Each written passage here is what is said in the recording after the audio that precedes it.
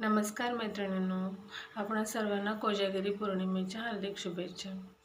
आपल्या भारतीय संस्कृतीमध्ये अनेक सणांची रेलचेल ही नेहमी होतच असते आणि त्याच्यामध्ये सुद्धा काही विशेष तिथी असतात, काही विशेष सणवार असतात की जे आपण आपल्या दैवतेला, आपल्या आवडत्या दैवतेला आपण प्रसन्न करून घेऊ शकतो।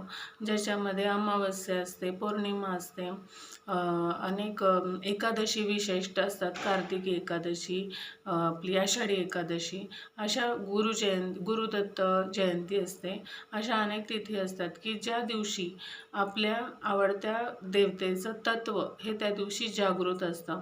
म्हणजे उदाहरणार्थ दत्त जयंती दिवशी दत्त तत्व हे 12 लाख पटीने अधिक जागृत असतं हवेमध्ये। म्हणून आपण जितका दत्त नामाचा जप जास्त करू तितकं आपल्याला जास्त डबल फळ मिळतं आपल्याला। आपण शिवरात्री दिवशी ज्या लोकांचं आराध्य दैवत भगवान शिवशंकर आहेत, तर आपण शिवशंकरांची सुद्धा आपण साधना करून, नामस्मरण करून आपण त्यांना प्रसन्न करून घेऊ शकतो। त्याचप्रमाणे कोजागिरी पौर्णिमा हा आई लक्ष्मी देवतेचा आणि भगवान चंद्र देवतेंना प्रसन्न करून घेण्याचा दिवस आहे। आपण ह्या दिवशी अनेक सेवा करू शकतो। त्यामध्येच आपण त्या दिवशी दर पौर्णिमेलाच आपण हे केलं तरी चालतं। एका छोट्या स्टीलच्या भांड्यामध्ये आपण दूध आणि साखर घ्यायचं आणि दोघं नवरा बायकोनी जर आपण हे अर्घ्य चंद्रदेवतेला दिलं तर आपल्या पत्रिकेतला चंद्र हा अत्यंत शीतल होऊन शुभ फळ देतो।